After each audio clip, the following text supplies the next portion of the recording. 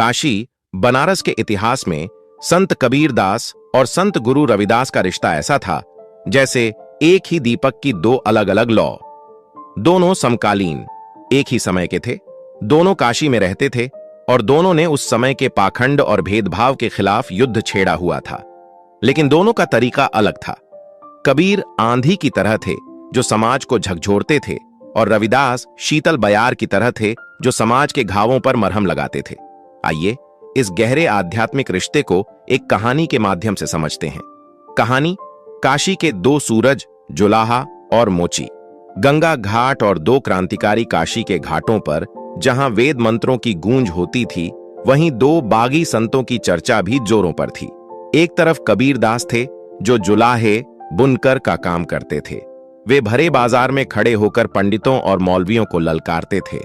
उनका अंदाज आक्रामक था। वे कहते थे, पत्थर पूजे हरि मिले तो मैं पूजूं पहाड़।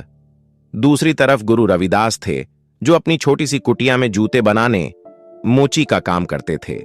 उनका अंदाज बेहद शांत, विनम्र और गहरा था। वे कहते थे, मन चंगा तो कठौती में गंगा। लोग अक्सर सोचते थे कि इन दोनों में बड़ा कौन है, क्या ये एक दूसरे से बात करते हैं। कबीर का रविदास की कुटिया में आगमन एक दिन दोपहर के समय कबीरदास जी गुरु रविदास जी की कुटिया की ओर जा रहे थे। कबीर के हाथ में उनका बुना हुआ कपड़ा था और रविदास जी चमड़े को पानी में भिगोकर उसे नरम कर रहे थे।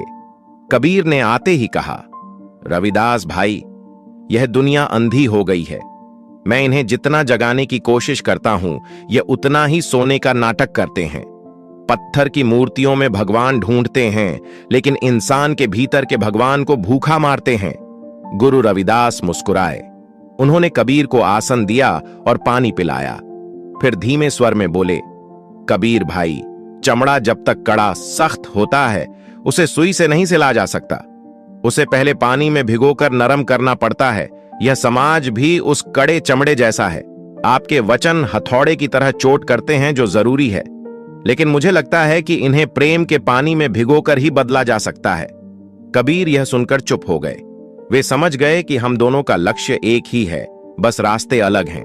निर्गुण की गोष्ठी अक्सर दोनों संत मिलते और घंटों तक गोष्ठी आध्यात्मिक चर्चा करते। एक बार कबीर ने पूछा, भाई रविदास, आप इस गंदे चमड़े के काम में भी इतना मग्न कैसे रहते हैं? क्या आपको घिन नहीं आती? रविदास जी ने हाथ में पकड़े हुए जूते को देखा और कहा, कबीर, लोग चमड़े को गंदा कहते हैं, लेकिन उसी चमड़े से बने ढोल पर जब थाप पड़ती है तो मंदिर में आरती होती है। मैं